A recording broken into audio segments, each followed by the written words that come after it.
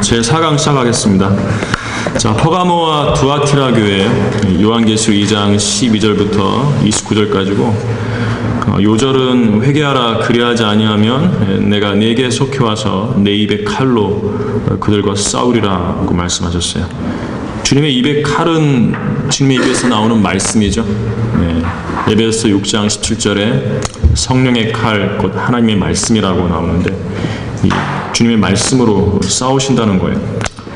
자, 1번 보시면 퍼가모는 기독교 공인, 로마의 콘스탄틴이 기독교를 공인해가지고 그동안에 박해받던 그리스도인들을 편안하게 해줬어요. 그것이 믿음을 잃어버리게 되는 계기가 되고, 또 세속화된 가짜 교회, 그러니까 로마 카톨릭이 등장을 하게 됩니다. 1번 보시면 날카로운 양날 가진 칼을 가지신 분의 편지라고 되어 있죠. 퍼가모 교회 천사에게 편지하라. 날카로운 양날 가진 칼을 가지신 분이 이 일들을 말씀하시느니라. 날카로운 양날 가진 칼, 말씀이에요. 말씀의 칼을 언급하는 것입니다. 계속 이제 칼을 언급하시는데 퍼가모에 대해서는 이 가루를 보시면 날카로운 양날가를 칼을 가지신 주 예수 그리스도께서 세 번째로 언급하신 퍼가모 교회는 그 이름이 퍼가모처럼 숱한 결혼으로 특징 지어지는 교회 시대다. 퍼가모는 그 이름의 뜻이 숱한 결혼이에요. 한 남자가 한 여자와만 결혼해야 하는데 이 퍼가모는 혼인을 많이 했다라는 거죠. 아내를 많이 두었다, 그런 식으로 되는 거예요. 음행을 저질렀다, 그런 거예요. 그렇죠. 주님께서는 세상과 연합하는 것을 음행으로 보시는 거죠. 숱한 결혼. 자, 2번 보면 AD 325년에서 500년까지의 교회에서 기간인데, 이 기간에 로마 카톨릭이 본격적으로 등장하고 암흑시대가 그 뒤를 따라옵니다. 암흑시대는 500년부터죠. 그 암흑시대를 이제 주관하는 로마 카톨릭이 이 AD 325년에서 500년까지 이 퍼가모 교회 기간에 등장을 하는 거예요. 이 기간에 등장을 하고 이제 500년 이후부터 피해 박해를 엄청나게 저지르죠. 근데 이 일은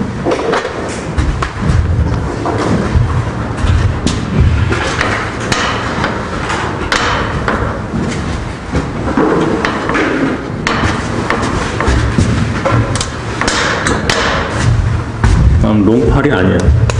짧아요, 팔이. 로마 카톨릭은요, 조직체거든요. 그리스도 몸 안으로 들어간 유기체가 아니에요. 서로 연결된 게 아니라 사람끼리 모이는 거죠. 이 조직체가 유기체인 그리스도의 몸을 박해했던 것이에요. 이것이 이제 퍼가모 교회 기간에 로마 카톨릭이라는 종교적 조직체가 그리스도의 몸 안으로 들어간 교회 유기체를 박해했던 것입니다. 아주 어이없는 일이 벌어지는 거죠. 자, 근데 3번 보시면 초기에 로마 제국 치하에 살다가 로마 교황의 치하에 있게 된 퍼가모 그리스도인들은 세상과 결혼한 이단 교리의 로마 카톨릭을 상대로 날카로운 양날 가진 칼, 곧 하나님의 말씀으로 싸우는 교회였다. 자, 왜 하필 예수님께서 계시록 2장 12절에서 날카로운 양날 가진 칼을 가지신 분이 이 일들을 말씀하시느니라 이렇게 말씀하셨냐면, 이 퍼가모 교회는 하나님의 바른 말씀으로 비진리와 싸우는 교회이기 때문에 그 교회의 특징이 예수 그리스도의 특징으로 함께 연결이 되는 것이에요. 그 3번의 괄호 1번, 작은 괄호 1번 보면 그 표준 원문이라 불리는 우리와 똑같죠.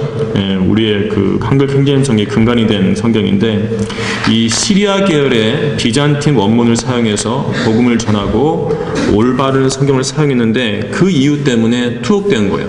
바른 원문으로 복음을 전했기 때문에 감옥에 갇혔던 사람들이 바로 퍼가모 교회의 그리스도인들이었죠. 자, 이 원문은 러시아어로 번역하기도 하고, 그리고 이제 황금의 입으로 불렸던 설교자 크리스토스 등이 이 교회 시대에 있었습니다.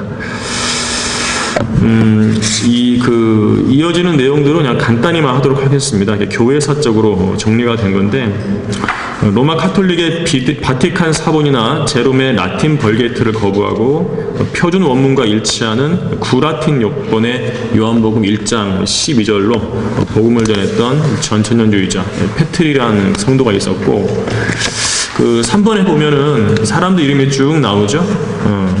이런 사람들이 바로 이제 킹제임스 성경과 동일한 표준 원문으로 복음을, 진리를 전파했던 위대한 전도자들이 있어요. 전도자들이었고, 4번 보면은 이제 둘째 줄 끝에 몬타니스트가 있어요. 몬타니스트.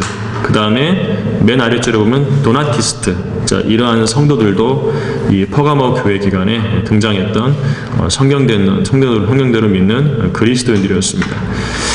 특히 이제 5번을 보시면은요, 제침례교도가 등장을 하는데, 세속정부와 결합한 로마 카톨릭에 의해서 AD 416년에 유아 세례가 법으로 제정됐는데, 이 비성경적인 유아 세례를 받은 사람들에게 침례를 다시 주는 거예요.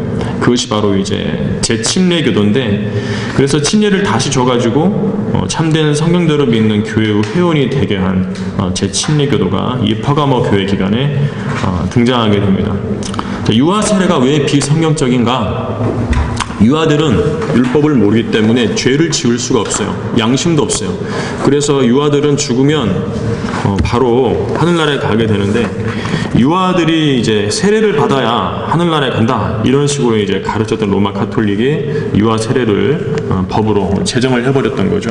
유아 세례를 주지 않아도 박해하고 죽였던 일이 교회사적으로 벌어졌던 것입니다. 유아의 구원에 관해서 우리 로마서로 잠깐 가서 공부하도록 하겠습니다. 로마서 2장 15절로 가보세요. 로마서 2장 15절 보면, 유아들에게는 양심이 없죠. 2장 15절, 14절과 15절을 보도록 하겠습니다. 율법이 없는 이방인들이 본성으로 율법에 있는 일들을 행할 때에는 율법이 없어도 이것들이 스스로에게 율법이 되나니, 율법은 기본적으로 유대인들에게 주어진 것이에요. 이방인들에게는 주님께서 율법을 주지 않으셨어요. 하지만 이방인들에게는 그들의 본성으로 율법에 있는 일들을 행할 수가 있어요. 무엇에 근거해서? 양심이 찌르는 거예요, 자신을. 율법에서 도둑질하지 말라고 그러죠. 이방인들도 도둑질하려고 그러면 그 나쁜 짓이라고 자기 양심이 자신에게 말을 하는 거죠. 그래서 이런 것들이 스스로의 율법이 되나니, 15절에 보시면 그들의 양심도 증거하고 그들의 이성이 송사하거나 서로 변명하여 그들의 마음에 기록된 율법의 행위를 보여주느니라. 마음에 기록된 율법이에요. 이스라엘에게, 유대인들에게는 주님께서 십계명 돌판에 기록해 주셨어요. 또 문서로 기록해 주셨어요. 하지만 이방인들에게는 그들의 마음에 기록된 율법이 있게 하신 거예요. 그래서 아기가 태어나서 자라면 양심에 걸리는 일들이 생기게 되는 거예요. 도둑질하는 거, 거짓말하는 거, 누군가에게 폭력을 행사하는 거, 그런 거 다 양심에 걸리는 것이죠. 그래서 이제 율법이 없어도 마음에 기록된 율법의 행위가 나오는 것인데, 아기들에게는 이런 게 없어요. 아기들에게는 그 마음에 기록된 율법이 아직 생성이 안 되는 것이죠. 그 다음에 3장 20절 보겠습니다. 3장 20절. 로마서 3장 20절. 그러므로 율법의 행위로는 그분 앞에 의롭게 될 육체가 없나니, 이는 율법을 통해서는 죄의 깨달음이 있음이니라. 율법의 기능은 죄를 깨닫게 해주는 것이에요. 죄가 무엇인지 알려주는 것이에요. 그런데 아기들에게는 그들의 마음에 기록된 율법이 없죠. 죄를 깨달을 수가 없어요. 무엇이 나쁘고 무엇이 옳은지를 깨달을 수가 없어요. 아기들에게는 그런 판단 능력이 전혀 없는 것이죠. 그 다음에 로마서 4장 15절 보세요. 율법은 진노를 일으키나니 율법이 없는 곳에는 범법도 없느니라. 아기들에게는 마음에 기록된 율법이 없기 때문에 범법도 없어요. 죄를 지을 수가 없는 것이에요. 그런 아기들이 죽으면 지옥에 보낸다면 그런 하나님은 나쁜 하나님인데, 하나님은 절대로 그런 분이 아니시죠. 이런 구절들의 근거를 해서 유아의 구원은 확실하게 보장되어 있는 것이에요. 아기 때 죽으면 즉시 하늘나라로 올라가는데, 로마 카톨릭은 유아 세례라는 걸 만들어서 유아가 세례를 받아야 돼야만 지옥에 안 가게 된다라고 가르치게 된 거죠. 이런 유아 세례를 받은 사람들을 다시 침례를 주었을 때 그들을 가리켜서 재침례 교도, 다시 침례를 주었다고 그래서 재침례 교도라고 말을 한 것이에요. 그런데 이로써 이후 약 1000여년간 성경대로 믿는 재침례 교도들에 대한 피해 박해가 일어났죠. 로마 카톨릭에서 벗어난 것입니다. 우리는 유아 세례 안 준다 하고 벗어나 버린 것인데 5천만 명 이상이 죽임을 당하는 실로 무섭고 캄캄하고 피비린내 나는 암흑 시대가 도래하게 된 것이에요. 자, 2번 보시면 사탄의 자리가 있는 곳이라고 계시록 2장 13절에 퍼가모 교회에 대해서 말씀하고 있어요. 내가 너의 행위와 네가 거하는 곳을 아노니 곧 그곳은 사탄의 자리가 있는 곳이라. 네가 나의 이름을 굳게 붙들어서 심지어는 나의 신실한 순교자 안티파가 너희 가운데 곧 사탄이 거하는 곳에서 죽임을 당하던 그 날들에도 나의 믿음을 부인하지 아니하였도다. 계시록의 그 3장까지 7 교회에 대해서 읽어보면은 사탄이 종종 언급되는 걸 볼 수 있어요. 전 시간에 사탄의 회당 배웠죠. 이따가 사탄의 회당 또 나와요. 그리고 여기서는 그 사탄의 자리가 나오죠. 또 사탄이 거하는 곳이라고 2번에 나오고 있어요. 13절에서. 그 이따 보면은 그 사탄의 깊은 것들의 그런 표현들이 있어요. 사탄이 여러 번 나와요. 자, 어쨌든 이 구절에 따르면 사탄에겐 자리가 있는데 우리 그 계시록 13장 2절로 가보도록 할게요. 우리 성경을 찾아서 확인을 해보도록 하겠습니다. 사탄은 용이라고 불리기도 하죠. 13장 2절에 이제 적그리스도에게 용이 무언가를 주는데요. 또 내가 본 그 짐승은 표범과 같고 발은 곰의 발 같고 입은 사자 입 같은데 용이 자기의 능력과 자리와 큰 권세를 그 짐승에게 주더라고 말씀하고 있어요. 용에게도 자리가 있는 것이죠. 사탄에게 자리가 있습니다.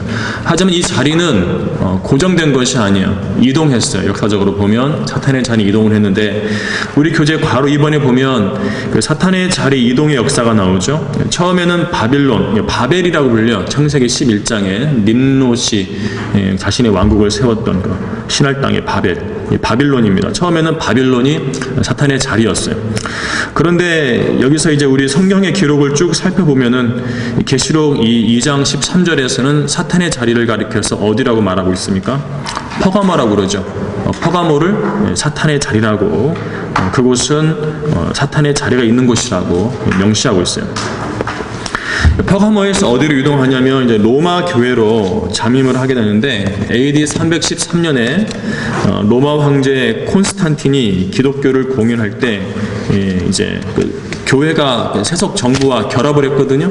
로마 제국의 정부와 교회가 합쳐졌어요. 이때 로마 교회로 잠입을 한 것이에요. 그 밑에 화살표를 보면은요, 다음 페이지 되겠죠.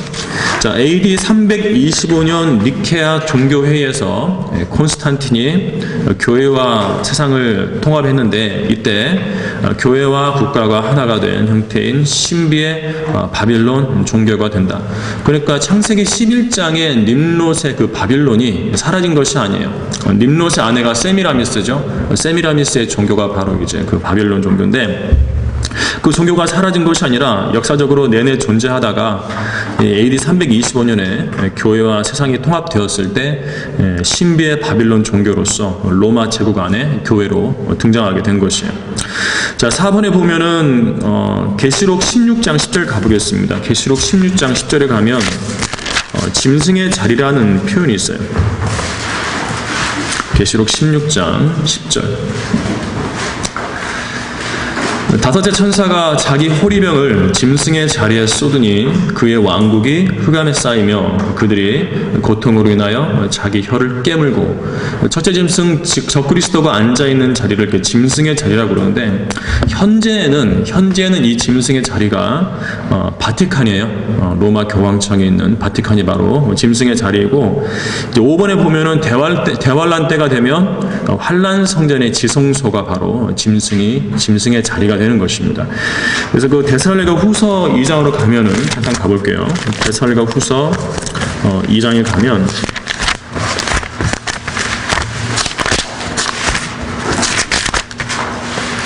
2장 4절 가면은 그는 대적하는 자며 또 하나님이라고 불리는 모든 것과 숭배받는 대상 위에 자신을 높여 하나님의 성전에 앉아 하나님처럼 보여 자신을 하나님이라고 하느니라. 이 하나님의 성전은 환난 성전이에요. 교회가 휴거되고 나서 대환란이 닥치면 적그리스도 등장해서 그때 세워져 있는 환난 성전의 지성소에 앉아서 자신을 하나님이라고 하는데, 이 하나님의 성전의 지성소가 바로 대환란 때의 짐승의 자리가 되는 것이에요. 이렇게 사탄의 자리는 역사적으로 계속 이동했고 결국 환난 성전의 지성소로 결말을 맺게 될 것이라는 거죠. 자, 이제 교재 3번 보시면 퍼가모 교회 시대에 세상과 결혼한 로마 교회에 의해 신실한 그리스도인들의 순교가 시작되는데, 특히 우리 계시록 2장 13절에서는 나의 신실한 순교자 안티파가 너희 가운데 곧 사탄이 거하는 곳에서 죽임을 당하던 그 날들에 이런 말씀이 있죠. 순교자라는 표현이 계시록에 처음 등장하는데 이때가 바로 퍼가모 교회 기간이었어요. 그만큼 본격적인 순교의 시대가 열리게 되는 것이죠. 자, 3번 보시면 퍼가모 교회에 주시는 책망이 있어요. 7교회는 그 필라델피아 교회를 제외하고는 나머지 6교회에 주님께서 그들의 죄에 대해서 책망을 하시는데, 퍼가모 교회에 대해서는 발라함의 교리에 대해서, 그리고 이번에 보면 니콜라파의 교리에 대해서 두 가지에 대해서 책망을 주시고 계십니다. 계시록 2장 14절 인용되어 있습니다. 그러나 내가 네게 두어 가지 나니 이는 내게 발라함의 교리를 지키는 자들이 있습니다. 그가 발락을 가르쳐 이스라엘 자손들 앞에 거치는 것을 놓게 하며 우상에게 바친 제물을 먹게 하고 또 음행하도록 하였느니라. 두 가지죠. 우상에게 바친 제물을 먹게 하는 것, 그리고 음행을 하게 만드는 것이에요. 이 발람의 교리는 민수기 25장에 등장하는데요. 이스라엘의 하나님께서 이스라엘을 직접 심판하시게 하시려고 발람이 계략을 꾸몄는데, 그 모압인들의 그 바알 숭배에 이스라엘 사람들을 참여하게 해서 그들의 우상 숭배를 하게 하는 거죠. 하나님께서 그러면 그들을 직접 죽이시게 되는데, 그때 했던 것이 이제 이 두 가지입니다. 우리 교재에 나오는 것처럼 우리 그 민수기 25장으로 가도록 하겠습니다.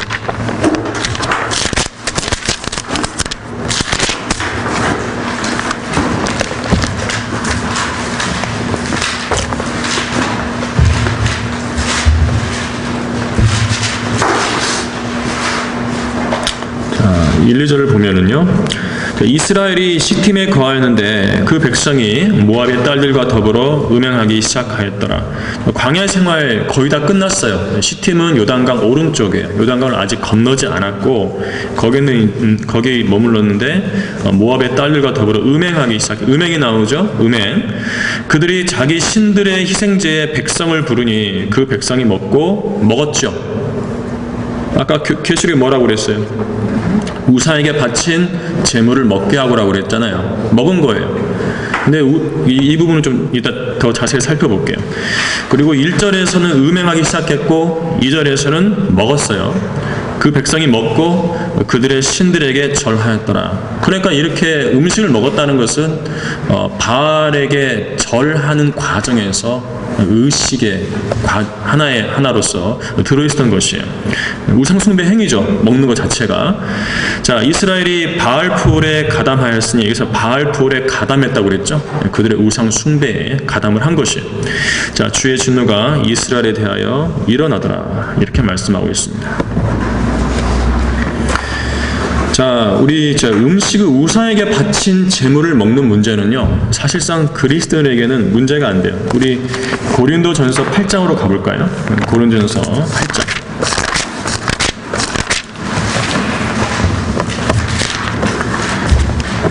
8장에 가면 고린도 교회는 그 고린도라는 지역이 그 우상 신전이 한 성읍 안에 10개 정도 있었다고 그래요. 그래서 고기 시장에 내다 파는 고기는 모두 다 우상에게 먼저 바친 다음에 그 신전에서 가지고 나온 것을 시장에서 팔았던 거예요. 그리스도인에게는 양심이 있기 때문에, 선한 양심이 있기 때문에 우상에게 바쳐진 음식을 먹어야 하냐 말아야 하냐 그런 논란이 있었던 것이죠. 자, 그런데 사도 바울이 정리를 해줘요. 8장 4절에 그러므로 우상들에게 바쳐진 재물을 먹는 일에 관하여 우리가 아는 것은 우상들은 세상에서 아무것도 아니며 하나님은 한 분밖에 계시지 아니한다는 것이라. 우상 아무것도 아니라는 거죠. 하나님은 딱 한 분, 성경에 하나님밖에 안 계시는 거죠. 그래서 우상에게 바쳤다고 그래서 신경 쓰지 마라, 그냥 먹으면 된다는 거죠. 오히려 우상을 의식하는 것이 우상을 대단한 존재처럼 만들어줘서 그것이 바로 죄가 된다는 거예요. 자, 7절에 보면 그러나 이 지식은 사람마다 있는 것이 아니기에 어떤 사람들은 우상에게 바쳐진 것으로 알고 지금까지 우상에 대한 양심을 가지고 먹으므로 그들의 약한 양심이 더러워졌느니라. 우상에 대해서 양심을 가져, 이 음식 우상에게 바쳐진 건데 하고 양심에 찔리면 그것이 죄가 된다는 거죠. 우상? 그거 아무것도 아니야, 먹어도 괜찮아, 이건 하나님께서 나에게 주신 거라고 생각하면 죄가 안 되는데, 우상을 의식하면 그것이 바로 우상 숭배의 죄가 되는 거예요. 그래서 그리스도인이 우상에게 바친 재물을 먹는 것은 아무 문제가 안 돼요. 이 고린도전서 8장에 따르면은. 그런데 이 계시록 2장 14절에 따르면 우상에게 바친 재물을 먹는 것이 죄가 돼요. 왜냐하면 아까 민수기 25장에서 봤던 것처럼 그 백성들이 먹긴 먹었는데 바알푸올에게 가담하는 그 의식 차원에서 먹은 거예요. 우상 숭배 의식에 참여해서 우상 숭배 의식의 하나로 그 음식을 먹은 거라고요. 그게 죄가 되는 거예요. 그때 음행을 저지른 것과 같은 죄가 되는 거예요. 그래서 하나님께서 이 발람의 교리를 책망하는데, 이 발람의 교리를 교회 안으로 가지고 들어왔다 이거죠. 로마 가톨릭이. 자, 2번 보면은요, 니콜라파의 교리를 지키는 자들이 있어요. 니콜라파의 교리. 계시록 2장 15절에 그리고 내게 역시 니콜라파의 교리를 지키는 자들도 있도다. 내가 그것을 미워하노라. 니콜라파는 그 니카오, 지배하다 하고, 라오스, 보통 사람, 흔히 말하는 평신도라고 그러죠. 제도권 교회에서. 평신도를 니카오, 지배하는 그런 성직자 계층을 말하는 거예요. 원래 목사의 권위라는 것은 양들을 지배하지 않고 그들의 본이 되라고 다스리는 그런 권위를 주신 건데, 이 퍼가모 교회의 니콜라파 교리는 그런 성직자 계급이 평신도 계급을 지배해버리는 것이죠. 권위를 가지고 그걸 말하는 거예요. 이건 비성경적인 글이에요. 우리 베드로전서 5장으로 가보겠습니다. 베드로전서 5장 3절.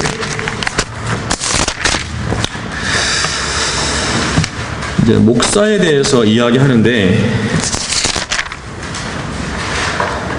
5장 4절에서는 이제 목자장이신 예수 그리스도께 나타나실 때 영광의 멸관을 받게 될 것이라고 목사들에게 이야기해요. 근데 아무 목사나 다 주는 것이 아니라 조건이 있잖아요. 2절과 3절이죠. 너희 가운데는 하나님의 양무리를 치고 돌보되 마지못하여 하지 말고 자원함으로 하며 더러운 이익을 위하여 하지 말고 준비된 마음으로 하며 하나님께서 맡겨주신 자들을 지배하려 하지 말고 오직 양무리의 본이 되라. 양무리들이 보고 따를 수 있을 그런 목회를 하라는 거죠. 굳이 말로 하지 않아도 우리 목사님 이렇게 행하신다 하고 따라갈 수 있는 그런 목회를 하라는 거예요. 그러면 영광의 멸관을 받게 된다고 하는데, 이 3절에서 하나님께서 맡겨주신 자들을 지배하려 하지 말라고 그랬어요. 목사라고 해서 지배하지 말라고 그랬는데, 이 퍼가모 교회는 니콜라파의 교리, 목사라고 해서 지배하는 사람들이 있는 거죠. 이것이 이제 로마 카톨릭의 교리인데, 성직자 계급이 평신도 계급을 지배를 하는 것이죠. 자, 다음 페이지 박스를 보면은요, 퍼가모 교회에게 주신 이 두어 가지 책망은 그 교회의 특징을 보여주는데, 그 일은 퍼가모처럼 세상과 숱한 결혼을 했어요. 음행을 했다는 거죠. 세상과 결합을 함으로써 영적인 음행을 했을 뿐만 아니라 실제적으로 우상에게 바친 재물을 먹게 하고 음행하도록 하였느니라. 육체적인 음행도 그렇게 하게 한 거죠. 가톨릭 신부들 그 고회실에서 자기 여신도들하고 음행을 벌여요. 그런 것들이 있어요. 로마 가톨릭의 교리예요. 발람의 교리처럼 음행과 우상 숭배가 예배의 일부로 행해졌고, 또 니콜라파의 교리처럼 성직자가 평신도를 지배하고, 이런 것들이 퍼가모 교회의 죄였죠. 자, 이것은 바빌론 종교에서 유래한 로마 카톨릭의 전형적인 행태다라는 거죠. 우리 알베르토 시리즈 읽어봤어요?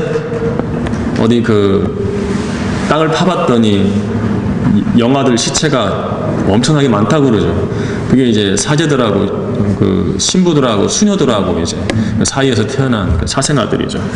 그런 종교가 바로 로마 카톨릭이에요. 바빌론 종교예요. 바빌론 종교는 그런 종교죠.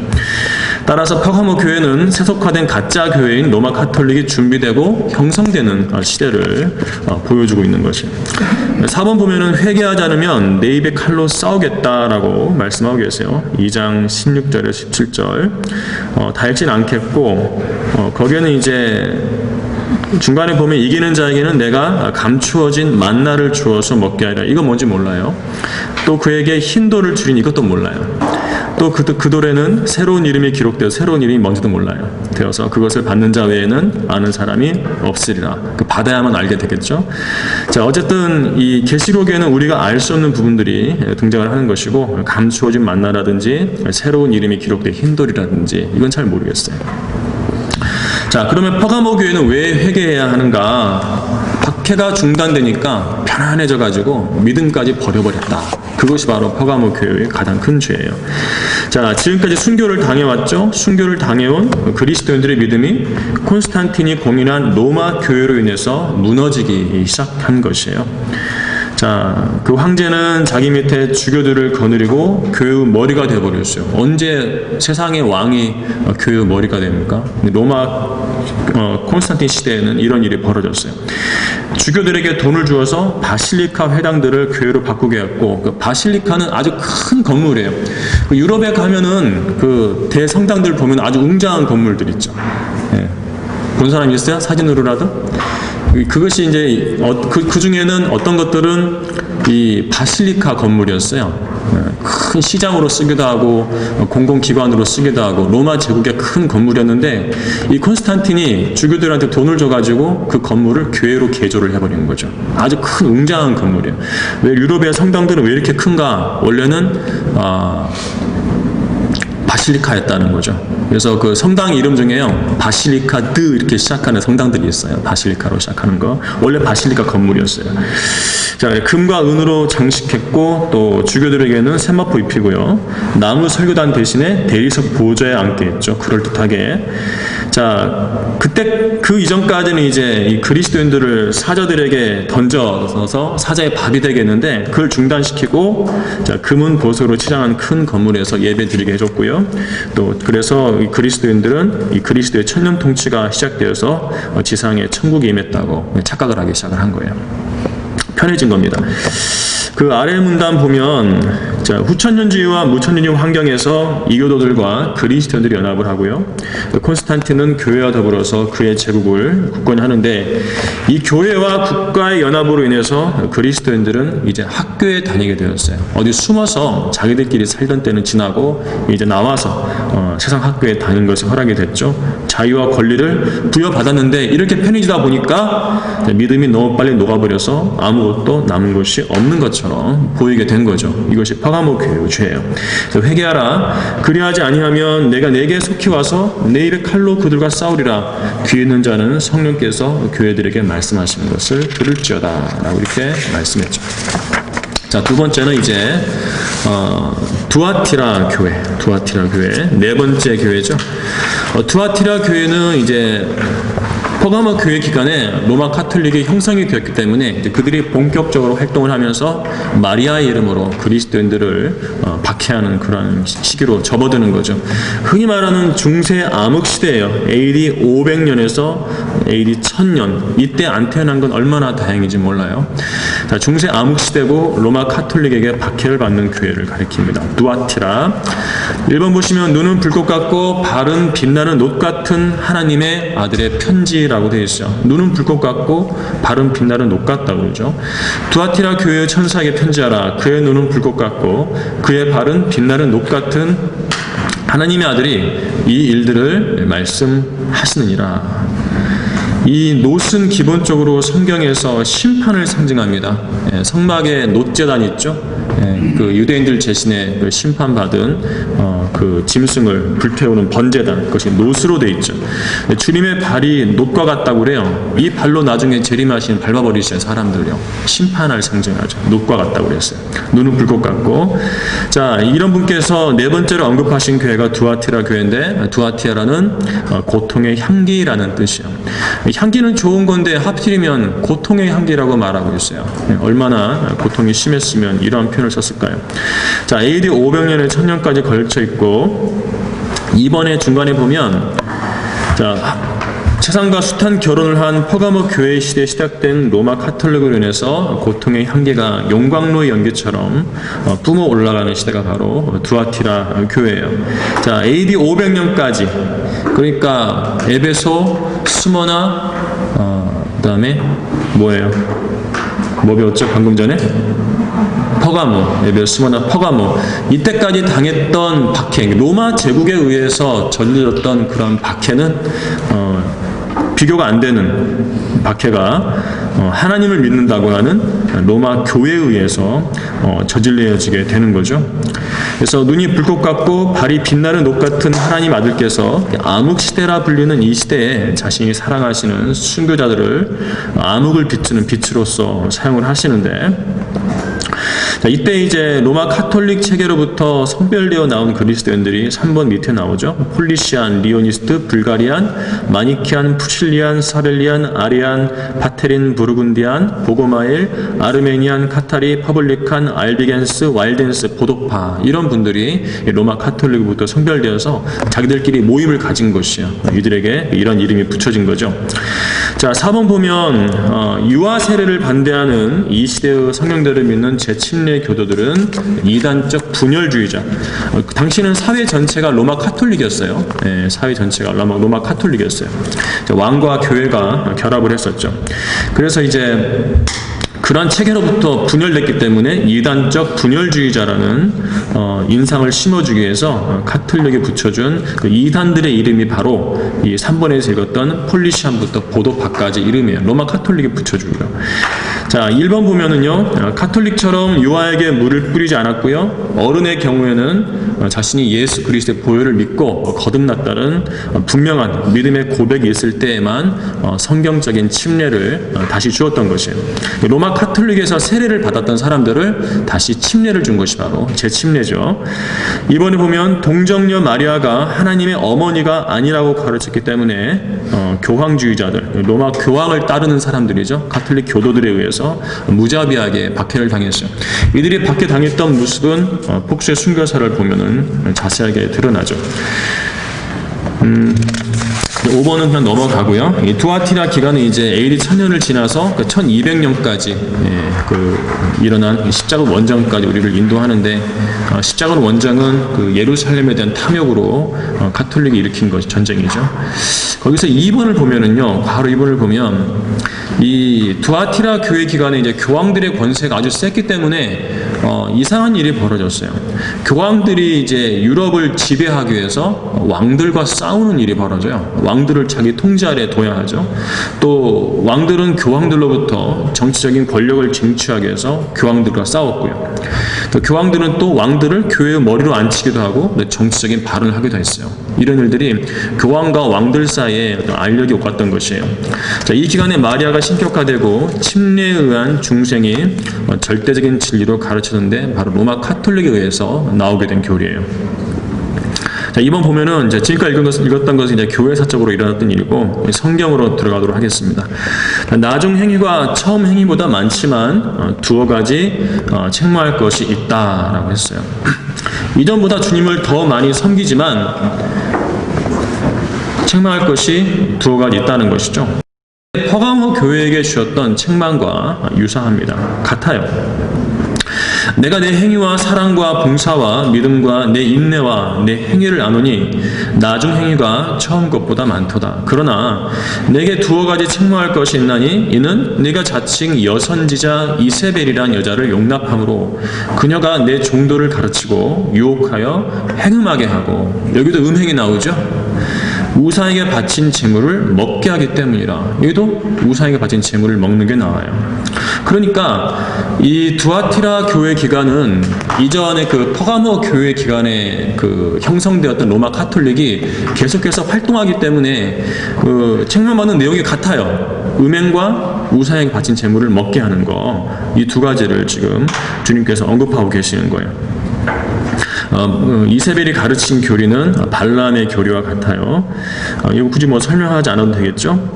자, 그러면 이세벨이란 여인이 왜 여기서 언급되는가? 자칭 여선지자 이세벨. 우리 1번의 작은 괄호 2번을 보면, 자, 아합의 아내 이세벨 역시 이스라엘의 바알 숭배를 가져옵니다. 우리 열왕기상 16장으로 가도록 하겠습니다. 열왕기상 16장 29절. 19절이 아니에요. 29절로 고치세요. 시돈의 엣바알 왕의 딸이죠. 왕의 이름에 바알이 들어있을 정도로 바알 숭배가 만연했죠.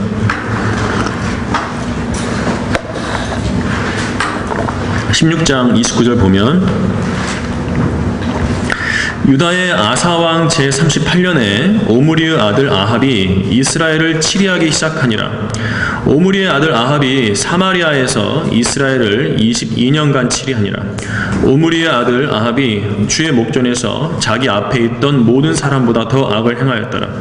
느밧의 아들 여로보암의 죄들을 행하는 것이 그에게는 마치 가벼운 것 같았으니 그가 시돈인들의 엣바알 왕의 딸 이세벨을 아내로 삼아 가서 바알을 섬기고 그에게 경배하였으며, 사마리아에 건축한 바알의 신전에 바알을 위하여 한 제단을 쌓고, 또 아합이 아세라를 만들었더라. 아합이 자기 앞에 있던 이스라엘의 모든 왕보다 이스라엘의 주 하나님을 더욱 경록해 하였더라. 이세벨은 31절에 따르면 시돈인들의 엣바알 왕의 딸이에요. 그 아버지 그 딸이죠. 예, 그 바알 숭배 국가에서 바알 숭배를, 그 종교를 이스라엘로 가져왔어요. 아합과 결혼을 했고, 아합은 그 아내의 그 종교에 따라서 사마리아에다가 바알 신전을 건축하고 바알을 위해서 제단을 쌓은 거죠. 하나님을 섬겨야 할 민족이, 선택받은 민족이, 백성이 바알을 숭배하는 그런 우상 숭배자들이 되어버린 것입니다. 이렇게 해서 이제 이스라엘은 멸망에 가는 것이에요.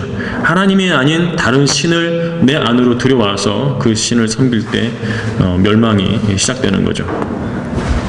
자, 2번 보면은요, 그러면 우린 이세벨 하면은 열왕기상 16장에 아합의 아내 이세벨을 떠올리게 되는데, 왜 주님께서는 이 이세벨을 떠올릴 수밖에 없는 자칭 여선지자 이세벨을 이 두아티라 교회에 관해서 언급을 하시는가? 자, 교회 안에 이세벨이 있다고 말씀하는 것이죠. 교회사 기간에 이세벨이 교회 안으로 들어온 거죠. 자, 그러면 교회 안에 바알 숭배를 가지고 온 여인은 누구인가? 그 여인이 바로 두아티라 교회의 이세벨이라는 자칭 여선지자인데, 자, 하나님께서 부르시지 않은 선지자예요. 자칭 여선지자예요. 스스로 하나님의 말씀을 전파하겠다고 나선 것이죠.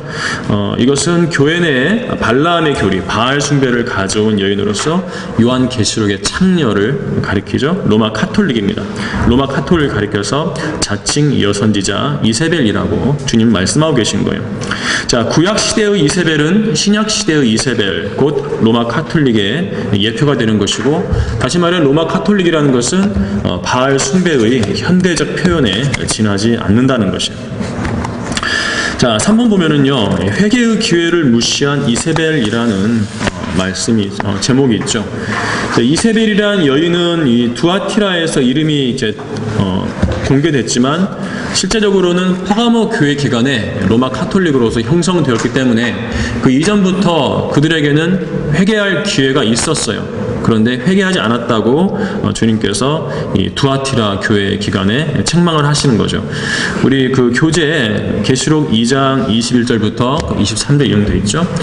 또 내가 그녀에게 자기의 음행을 회개할 기회를 주었으나 그녀가 회개하지 아니하였도다. 보라, 내가 그녀를 침상에 던질 것이며 그녀와 더불어 간음한 자들도 자기들의 행위를 회개하지 아니하면 대환란에 던지리라. 또 내가 그녀의 자녀들을 사망으로 죽이리라. 그러면 모든 교회들은 내가 사람들의 속과 마음을 살피는 자임을 알게 되리라. 또 내가 너희의 행위에 따라 너희 각자에게 주겠노라. 이렇게 말씀하셨어요. 번호를 보면 3번, 1번, 1번, 2번으로 나뉘었죠. 1번은 1번끼리 이제 공통으로 생각하면 되고, 설명은 이렇게 1번, 2번, 3번 순서로 나가니까 괄호 번호를 잘 따라오면 됩니다. 자, 1번에 보면은 내가 그녀를 침상에 던질 것이며 라고 그랬어요. 이세벨을요. 침상에 던질 것이며 그랬고, 또 동그라미 1번에 또 뭐 있어요? 대환란에 던지라고 그랬어요. 침상에 던진다고 하셔놓고는 대환란에 던지라고 그랬거든요. 그러면은 침상이 곧 대환란이라는 거예요. 대환란을 주님께서 침상으로 표현했는데 침대는 좋은 거 아닌가요? 발 뻗고 누워 잘 수 있는 곳 아닌가요? 아니에요. 주님은 그런 의미로 사용하신 것이 아니에요. 우리 그 욥기 33장 19절 우리 참조구절로 인용해 놨거든요. 한번 보면은 사람이 자기 침상에서 아픔으로도 징계를 받으며 강한 통증으로 많은 뼈가 징계를 받으므로 침대는 꼭 자려고 발 뻗고 눕는 것이 아니에요. 아파도 눕는 것이에요. 아파도 눕기 때문에 그래서 이 이세벨을 침상에 던지는데 이것이 대환란을 의미하는 것은 대환란의 고통 속에 너를 넣어버리겠다라고 주님께서 이렇게 비유적으로 경고를 하시는 거예요. 그래서 침상은 대환란을 상징하는 표현이에요.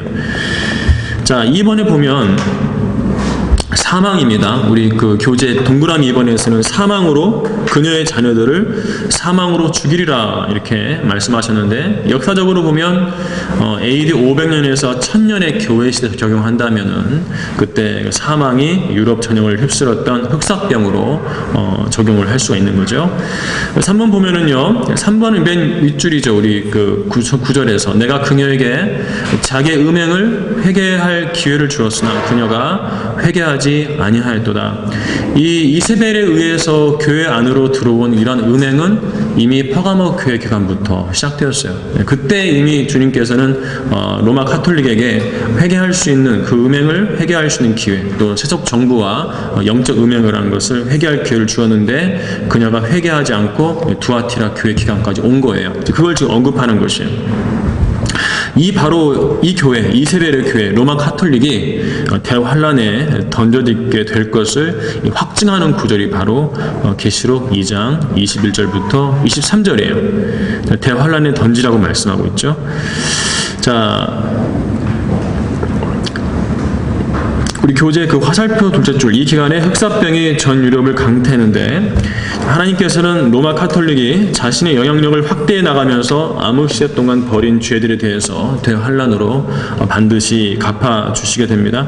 그녀와 더불어 간음한 자들이죠. 그녀의 자녀들이라고 말씀하는데 그들도 이번에 보면은 동그라미 이번에 사망으로 죽이리라 말씀하고 있죠. 대환란으로 반드시 들어가게 됩니다. 그렇게 요한계시록의 창녀에게서 나오라는 경고를 계시록 18장 4절과 5절에서 듣고 있는 것이에요. 자, 4번 보면은요, 사탄의 기쁜 것들을 알지 못하는 자들에게 베푸시는 자비라고 했어요. 사탄이 또 나오잖아요. 이 계시록 2장 24절에서 그러나 내가 너희와 두아티라의 나머지 사람들, 즉 이 교리를 받지 아니하고, 이 교리라는 것은 이세벨의 교리죠. 그들이 말하는 사탄의 깊은 것들을 알지 못하는 많은 자에게 말하노니 내가 어떠한 다른 짐도 너희에게 지우지 아니하겠노라 했어요. 쉽게 말하면 로마 카톨릭 안에 들어갔는데 로마 카톨릭 가르치는 그 사탄의 깊은 교리들이요, 그것을 알지 못하고 못 모르고 들어가 앉는 사람들에 대해서는 주님께서 짐을 지우지 않겠다라고 말씀하고 계시는 거죠.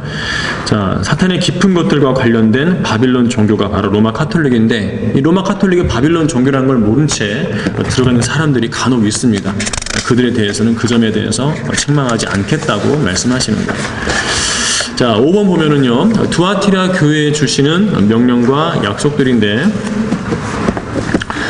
1번에 보면 너희가 이미 가진 것을 내가 올 때까지 굳게 잡고 있으라. 그래서 이미 가진 것, 내가 지금까지 주님을 섬겨서 붙들고 있는 거 있어요. 이기고 나의 일들을 끝까지 지키는 자에게는 내가 민족들을 다스리는 권세를 줄 것이라고 25절과 26절에서 말씀하는데, 이미 가진 것은 이제 26절에서 나의 일들이에요. 로마 카톨릭이 전반적으로 그 세상을 지배했지만 그 교회들 안에 남아있는 소수가 있어요. 그들에게 맡겨진 하나님의 일을 끝까지 붙들고 지켜야 합니다. 그 지키라고 명령하고 있고, 그러면 민족들을 다스리는 권세를 주실 것이라고 약속하고 계세요.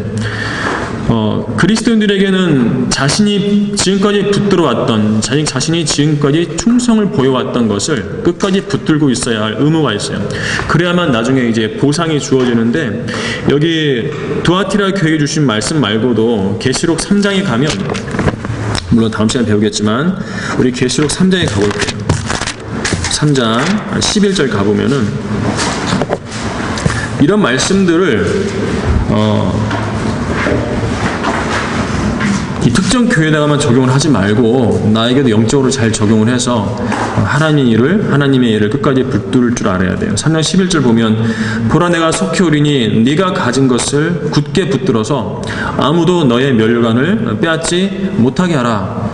지금까지 내가 쌓아온 곳이 있어요. 주님을 섬겨가지고 그걸 잃어버리지 않도록 해야 돼요. 마귀가 그것을 뺏어가지 못하도록 해야 돼요. 상을 잃어버릴 수 있기 때문에 그래요. 뺏기면 안 되죠. 얼마나 큰 손해를 당하겠어요. 이 부분은 다음 시간에 배우고요.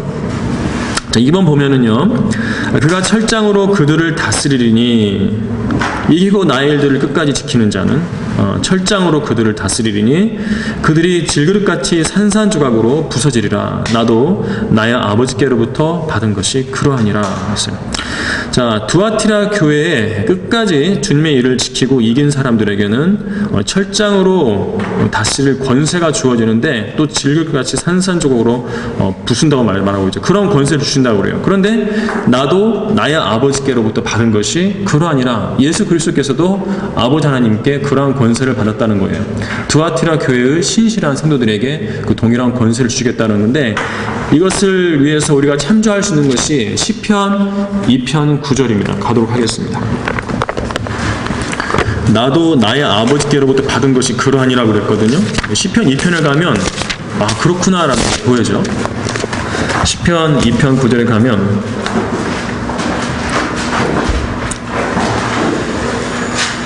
7절에 보면 이제 내가 칙령을 선포하리라. 주께서 내게 말씀하시기를, 이제 아버지 하나님께서 이제 예수 그리스도께 말씀하시는 거예요. 너는 내 아들이라. 오늘 내가 너를 낳노라. 이렇게 초림 때 동정녀 마리아를 통해서 태어나셨죠. 그런데 예수님께 주시는 약속 중에 9절에 보면 네가 그들을 철장으로 깨뜨릴 것이며 토기장의 질그릇같이 산산이 부수리라 하셨다고 되어 있어요. 예수님께 네가 그들을 철장으로 깨뜨릴 것이며 토기장의 질그릇같이 산산이 부수리라, 이 권세를 주셨거든요. 그런데 주님께서 바로 이것을 내가 나의 아버지께로부터 받았다고 두아티라 교회에게 계시록 2장 27절에서 말씀하고 계신 거죠. 그가 철장으로 다스리리니 그들이 질그릇같이 산산조각으로 부서지리라. 나도 나의 아버지께로부터 받은 것이 그러하니라. 시편 2편 9절을 참조 구절로 쓸 수 있어요. 3번 보면 또 내가 그에게 새벽별을 줄 것이라고 말씀하고 있고, 4번 보면 귀 있는 자는 성령께서 교회들에게 말씀하시는 것을 들을지어다 라고 말씀하고 있습니다. 자, 여기까지 하고요. 우리 복습 문제를 풀어보도록 하겠습니다.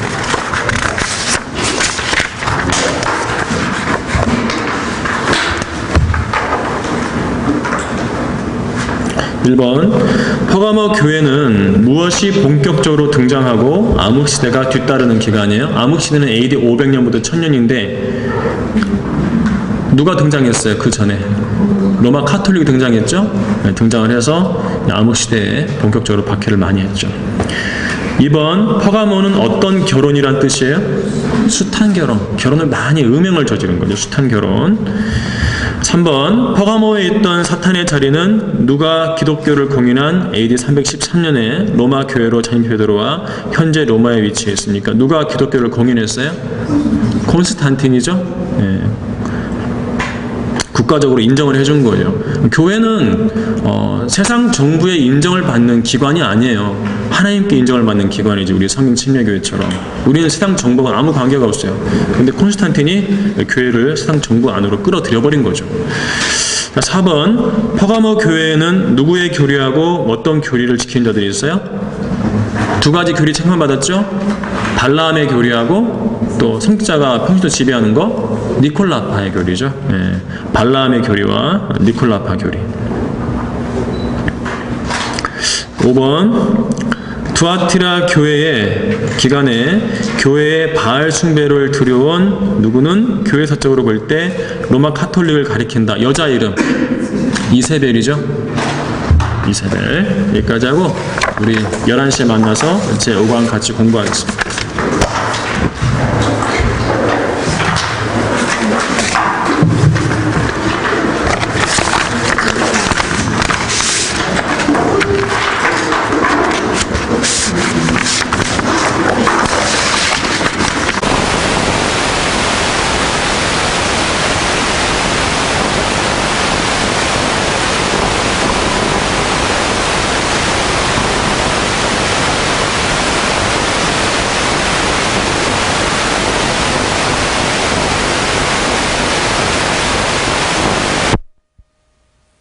시작하겠습니다.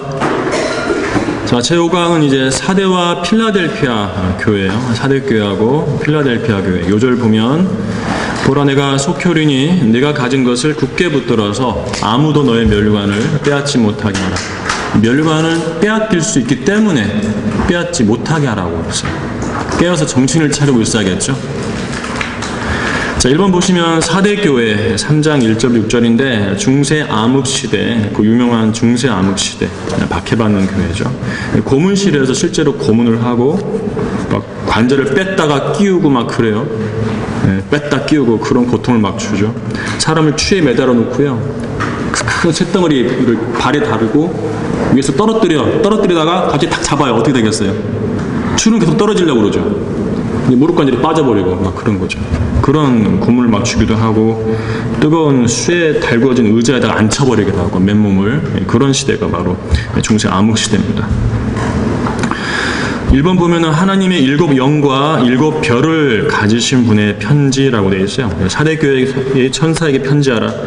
하나님의 7 영과 7 별을 가지신 분이 이 일들을 말씀하시느니라. 내가 내 행위를 안하니 네가 살아있다는 이름은 가졌으나 죽었느니라.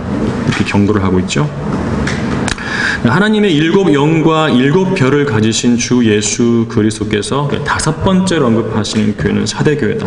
5번째. 5은 성경에서 죽음을 상징하는 숫자죠. 사대는 그 이름이 붉은 자들. 붉다 하면은 피가 떠오르죠. 얼마나 많이 피를 흘렸으면 그 이름이 사대교회겠어요. 그것도 5번째로 죽음을 상징하는 5번째로 언급하는 교회 기간입니다. 기간은 AD 1000년에서 1500년. 1000년에서 1500년 기간에 살았던 성도들이 이게 붉은 자들이라고 불리는 것은 그만큼 이 시대가 순교와 유혈로 점철되었기 때문에 5은 죽음이니까 순교죠. 그리고 4대는 붉은 자들이니까 유혈, 피를 흘리는 거예요. 바로 이제 사대교회 특징이죠. 많이 죽었어요. 이번에 사대 기간은 로마 카톨릭 신부들과 교황들의 장려 속에서 수많은 성경대로 믿는 사람들이 무참히 살해당했다. 그 유명한 악명 높은 종교재판소도 바로 이곳에서 이 기간에 등장을 했습니다. AD 1000년에서 1500년. 이 종교재판소는 교황이 이제 주교들을 이렇게 임명을 해요. 어느 나라 어디에 가서 재판소 세우라고. 교황이 준 권세를 가지고 그렇게 그리스도인들을 많이 죽였던 거죠. 또 종교재판소 등장했죠. 스페인에. 또 교황이 비무장 프로테스탄트들을 죽인 무장 카톨릭 교도들에게 훈장을 수여한 위그노 대학살과 성 바돌로메 날의 대학살, 그냥 광장에서 막 죽여버린 거죠. 프로테스탄트들은 비무장, 무장하지 않았어요. 근데 칼과 총을 든 카톨릭 교도들이 와가지고 광장에서 막 죽여버리는 거예요. 서 있는 사람들을. 위그노의 대학살, 성 바돌로메오 대학살, 이런 것이 전부 다 하나님의 이름으로 이루어진 거예요. 하나님을 섬긴다는 자들이 이런 무서운 일을 자행한 거죠. 자, 3번 보면 4대 교회는 살아있다는 평판은 가졌으나 죽은 교회였다. 자, 읽어볼게요. 정통이라는 이름을 가진 로마 카톨릭 안에서 살아남은 소수의 사람들로 인해 믿음의 명분을 갖고 있지만 차갑게 죽어 있었다. 그 사회 전반적으로 로마 카톨릭인데 그 가운데 믿음이 살아있는 소수가 몇 명 있어요. 몇 명 있는데 하지만 주님께서 보실 때는 차갑게 죽어있는 교회, 성령이 소멸된 교회라는 거죠. 성령이 소멸된 교회. 그래서 하나님의 7 영과 7 별을 가지신 주님께서 말씀하신 7 영은 성령이잖아요. 그렇죠. 그리고 7 별은 교회, 별은 이제 별은 7 교회의 천사이기 때문에 그래서 이제 성령이 소멸된 교회에 대해서 주님께서 책망하시는 것이 바로 이 4대 교회 이야기입니다. 주님께서 뭐라고 그러셨어요? 그러므로 네가 어떻게 받았으며 또 어떻게 들었는지 기억하고 굳게 지키어 회개하라며 원래의 교회의 모습을 회복할 것을 명령하는데 성령께서 역사하시는 그런 교회가 되기를 주님께서 명령하신 거죠. 자, 4번 보면은 4대 기간에는 로마 카톨릭에 항거했던 선구적인 종교 개혁자들이 있었어요. 우리 가장 유명한 사람들 중 하나가 이제 왈덴시안이죠. 1번만 한번 자세히 볼게요. 성경의 여러 부분을 자국의 일상어로 번역하고 평신도들이 거리에서 설교해야 할 것을 강조하고 교황 무호서를 믿지 말라고 가르쳤던 로마 카톨릭에 의해 가능한 한 모든 수단으로 죽임을 당했던 프랑스 리옹의 피터 왈도와 그의 왈도파, 왈덴시안들이라고 그러죠. 피터 왈도는 그 부유한 상인이었어요. 근데 하나님의 말씀을 알고 그때부터 성도들을 모아서 모임을 가졌던 사람이죠. 왈덴시안 유명하죠. 그다음에 2번에 보면은 이제 넷째 줄에 존 위클리프 나와요. 영국 궁정 사제도 있었고, 그리고 존 위클리프 같은 경우는 위에 보면은 그 위클리프 성경을 번역했던 인물이에요. 그러니까 하나님께서 성경을 번역하도록 하신 인물들은 위대한 사람들이에요. 우리 이성 목사님도 주님께 부를 때 위대한 사람이죠. 그다음에 이제 그 위클리프 영향을 받아서 체코의 전 국민이 따를 정도의 위대한 신앙을 소유했던 프라하의 존 후스, 보헤미아의 사제가 있었어요. 이 존 위클리프나 그 존 후스는 둘 다 사제예요. 사제. 사제는 로마 카톨릭 아닌가요? 라고 생각하기 쉽죠. 맞아요. 로마 카톨릭. 그런데 로마 카톨릭 체제 안에서 믿음이 살아있는 소수가 있는데 그 사람들이 바로 존 위클리프나 존 후스와 같은 사람들인 거죠. 이들이 개혁을 한 것이에요. 사람들을 모아서. 3번 보면은요, 또 그 이탈리아 플로렌스 설교하며 개혁운동을 지도하고 전천년주의를 설교하며 교황의 권위를 포함한 로마 카톨릭의 타락을 공격하다가 순교당한 지롤라모 사보나롤라. 이분은 이탈리아 도미니크의 수도사. 카톨릭 수도사예요. 그런데 카톨릭이 항거를 한 거죠.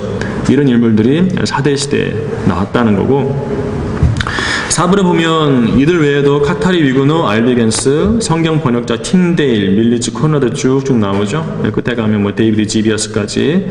이들은 4대에 있으면서 자기들의 옷을 더럽히지 아니한 몇 이름들이라고 3장 4절에서 주님께서 말씀하셨어요. 이런 분들에게 이 구절이 적용될 수 있어요. 4대에 있으면서 자기들의 옷을 더럽히지 아니한 몇 이름들. 전체가 배교하고 전체가 로마 카톨릭 간다 해도 자기 믿음을 지켰던 소수가 있었던 거죠. 이번 보면은 자기 옷을 더럽히지 않은 자에게 약속된 흰 옷이에요. 흰 옷. 흰옷에 대해서 배워보겠는데, 계시록 3장 4절에 4대에 있으면서 자기들의 옷을 더럽히지 아니한, 전반적으로 더럽지만, 종교적으로 더럽지만 자기들의 옷을 더럽히지 아니한 몇 이름들이 있는데, 그들이 내게 있어 그들이 흰 옷을 입고 나와 함께 다니리니 이는 그들이 합당한 자들이기 때문이라, 이렇게 칭찬을 하고 계시는 거예요. 자, 1번은 설명이 반복되죠. 아까 설명했던 거고 넘어가도록 하고, 그 1번 페이지 넘어가면은 첫째 줄 중간에 그들이 흰옷을 입고 주님과 함께 다닌 것이 합당하다고 주님께서는 이 4절에서 말씀하셨어요. 당시 전반적인 사회 풍토가 로마 카톨릭인데 거기에 오염되지 않고 자신의 믿음의 행위를 더럽히지 않은 사람들, 성경적인 믿음을 지켰던 소수는 흰옷을 입고 주님과 함께 다니는 것이 합당하다고 주님께서 인정해 주시는 거예요. 자, 작은 괄호 2번 보시면 흰옷은 성도들의 의로운 행실이라는 거 보도록 할게요. 우리 계시록 3장 18절하고 16장 15절 참조구절로 되어 있는데 계시록에서 흰옷이 언급되는 세마포 흰옷이라고 그러죠. 세마포 그런 구절을 좀 살펴보고 본격적으로 들어가 보도록 하겠습니다. 계시록 3장 18절 계시록 3장 18절 내가 너에게 번구하노니 내게서 불로 단련된 금을 사서 부요하게 되고 흰옷을 사서 입음으로 너의 벌거벗은 수치를 드러내지 않게 하며 또 안약을 내 눈에 발라보게 하라. 흰옷을 사서 입음으로 라고 되어 있죠. 너의 벌거벗은 수치를 드러내지 않게 하며. 그러니까 성도들에게는 흰옷이 필요해요. 흰옷이 필요합니다. 흰옷을 입지 않으면 주님 앞에서 벌거벗은 채로 다니게 된다는 거죠. 그리고 16장 15절입니다. 요한계시록 16장 15절에 가면 계시록에서는 옷을 강조하고 있다는 사실, 그것을 잘 이념하시기 바라요. 옷을 왜 강조하는가? 입고 다녀야 하기 때문에 강조하시는 거예요. 입지 않으면 수치스러우니까 제발 입어라, 그 말씀하시는 거죠. 자, 여러분 출근할 때나 집에서 나올 때 부모님이 너 옷 벗고 나가라 해요? 아니잖아요. 옷을 잘 같이 입고 나가라 그러죠. 옷을 벗고 있다는 사실은 수치스러운 건데 16장 15절 마찬가지죠. 보라 내가 도둑같이 올인이 깨어있어 자기 옷을 지켜서 벗은 채로 다니지 아니하고 사람들에게 자기 수치를 보이지 않는 자는 복이 있도다. 주님만이 보시는 옷이 있어요. 주님만이 보시는 옷. 그 옷을 지켜서 벗은 채로 다니지 말라는 거죠. 자, 그런데 이 교재 다시 오면은 이 정결한 흰 세마포는 성도들의 의라고 계시록 19장 8절에서 말씀합니다. 계시록 19장 8절로 갈게요. 19장 8절은 이제 어린 양의 혼인식인데 그때 우리가 입게 될 세마포 옷을 가리켜서 성도들의 의라고 말씀하고 있어요. 19장 8절, 7, 8절 보겠습니다. 기뻐하고 즐거워하며 그분께 존귀를 돌리세. 이는 어린 양의 혼인식이 다가왔고 그의 아내도 자신을 예비하였습니다. 이제 그녀에게 허락하사 정결하고 흰 세마포를 입게 하셨으니 세마포는 성도들의 의라고 하더라. 성도들의 의. 예수 그리스도의 의가 아니에요. 이 세마포는 성도들의 의예요. 우리 성도 자신의 의라고 말씀하고 있어요. 자, 이 옷을 입고 어린 양의 혼인식에 참여를 하게 되는 것인데 우리 교재 다시 오면은요, 그 2번의 둘째 줄, 그리스도인은 자신의 행위로 짜인 흰옷을 입고 그리스도의 심판석 앞에 서게 되는데요. 그때 벗은 채 발견될 사람들도 있을 것이라고 고린도 후서 5장에서 암시하고 있어요. 우리 고린도 후서로 가도록 하겠습니다. 고린도 후서 5장은 성경에서 그리스도의 심판석을 다루는 몇 안 되는 구절군 가운데 하나예요. 전체가 이제 5장 1절에서 10절까지인데 5장 1절 보면 우리가 아는 것은 만일 땅에 있는 우리의 장막집이 무너지면 죽으면 하나님께서 지으신 큰 집, 즉 손으로 짓지 아니한 하늘들에 있는 영원한 집이 있다는 것이라. 정녕 우리가 여기에서 신음하며 하늘에서 오는 우리의 집으로 옷 입게 되기를 간절히 바라나 만일 우리가 옷 입고 있다면 벗은 채로 발견되지 아니하리라. 자, 이 구절은 이제 신학교에서는 좀 다르게 가르쳐요. 원래 의미는 다른 건데 여기서 이제 우리는 그냥 암시되는 것만 보도록 할까. 암시되는 거. 3절에서 만일 우리가 옷 입고 있다면 벗은 채로 발견되지 아니하리라고 말씀하셨는데 쭉 내려가서 10절에 보면 이는 우리 모두가 반드시 그리스도 심판석 앞에 나아가서 선이든지 악이든지 각자 자기가 행한 것에 따라 자기 몸으로 행한 것들을 받을 것이기 때문이라고 했죠. 지금 문맥이 그리스도 심판석 문맥이잖아요. 1절부터 10절까지 그리스도 심판석 문맥인데 그 문맥에서 3절에서 만일 우리가 옷 입고 있다면 벗은 채로 발견되지 아니하리라고 말씀하고 있다는 사실이에요. 그래서 럭한 목사님은 이 구절을 근거로 해서 그리스도 심판석에서 옷을 벗은 채로 심판을 받을 그런 그리스도인이 있을 것이다 라고 가르치시고, 그리고 요한계시록에도 옷을 벗은 수치를 드러내지 말라고 그런 구절들이 몇 구절 있죠. 실제로 우리 성도 자신의 우리가 의로운 행실을 해서 얻게 되는 그 옷이 없는 사람들이 있을 수 있는 거예요. 영혼에서. 우리 그 밑에 박스를 보면은 그리스도인의 두 가지 의가 나옵니다. 그리스도인이라면 가지는 두 가지 의인데, 1번 보시면 그리스도인은 이곳 지상에서 주님을 위해 일하는 동안 자신이 직접 입을 한 벌의 옷을 한 땀 한 땀 바느질하고 있는 셈이다. 그렇기에 어떤 그리스도인들은 다른 이들보다 더 나은 옷을 입을 것이고 어떤 이들은 더 부족해 보이는 옷을 입을 것이다 라고 그랬어요. 그리스도인이라고 해서 다 같지 않아요. 주님을 진실하게 많이 섬긴 성도들은 다른 성도들보다 더 짜임새가 촘촘한 그러한 세마포 흰옷을 입게 되는 것이죠. 어떤 성도는 어떻게 했어요? 짜임새가 헐거운 옷을 입겠죠. 서로 비교가 될 것 아닙니까? 그래서 지금 여기서 잘 섬겨가지고 영혼에서 좋은 옷을 받아야죠. 자, 2번 보면은 그리스도인은 그가 구원받았을 때 더러운 걸레 같은 의를 버리고 자신의 의를 버리고 하나님의 의를 부여받는데, 이것이 이제 우리가 예수 그리스도 영접할 때 받은 하나님의 의죠. 이 의 때문에 우리가 구원을 받은 것이에요. 이것은 구원받을 때 갖게 되는 하나님의 의고, 이 의 말고 다른 의를 우리가 소유할 수 있는데, 그것이 구원받은 뒤에 주님을 섬김으로써 갖게 되는 우리 자신의 의예요. 내 거예요. 내 자신, 하나님의 의가 아니라 내가 직접 내 몸으로 행해서 갖게 되는 나 자신의 의예요. 그래서 아까 그 계시록 19장 8절에서 성도들의 의라고 그랬죠. 그 성도들의 의입니다. 내가 행해서 내가 갖게 된 내 의를 말하는 거죠. 우리 교재 2번의 둘째 끝에 말하자면 구원받는 순간 우리는 그리스도 예수 안에서 선한 일들을 위해 창조되었어요. 선한 일들을 위해 창조되었는데 주님을 위해서 선한 일들을 하나도 하지 않으면 그 사람에게는 옷이 없는 거예요. 그걸 경고하는 거고, 이 일들은 하나님께서 미리 정하시어 우리로 그것들 가운데서 행하게 하려 하는 것이라고 에베소서 2장 10절에 말씀하고 있죠. 또 우리는 디도서 3장 8절에서 선한 일들에 유념하여 진력하라는 명령을 받았어요. 힘을 다해서 선한 일들을 행하라. 자, 신약의 어떤 구절은 그가 가난한 자들에게 주었으니 그의 의가 영원히 남음이라고 말씀하는데, 이것이 고린도후서 9장 9절에서 말씀하고 있다. 신약 성경에서 구약을 인용해가지고 그가 가난한 자들에게 주었으니 그의 의가 영원히 나옴이라고 우리에게 말씀하고 있다는 것이죠.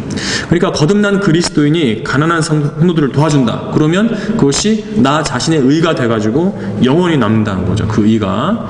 자, 이런 것들을 말씀하고 있다면, 신약의 그 은혜 아래 있는 바울 서신에서 우리 성도들의 개인의 의, 예수 그리스도의 의 말고 개인의 의를 말씀하고 있다면 이것은 분명한 진리인 것이에요. 선을 행해야 합니다. 그러므로 우리는 그리스도인으로서 그리스도의 의를 기본적으로 소유하고 있고, 두 번째로 밑에 보면 자신이 구원받은 이후 자기 몸으로 선을 행함으로써 얻은 성도 자신의 의를 소유할 수 있는 거예요. 두 가지 의를 소유할 수 있는 거죠. 하늘나라에 가면 그것이 우리의 영적인 몸을 입히는 옷이 된다는 거고요. 두 번째 의가, 우리 자신의 의가 누구 옷이 얼마나 좋은지는 우리가 이곳 지상에서 예수 그리스도와 그분의 성도들을 향한 사랑의 마음에서 행한 일들에 달려있다는 거 조심해야겠습니다. 섬겨야 돼요. 선한 일들에 진력하라고 그랬으니까 유념하여 진력하라. 열심히 주님을 섬겨야 합니다. 하늘나라 가보면 누구 옷이 좋은가 보겠죠.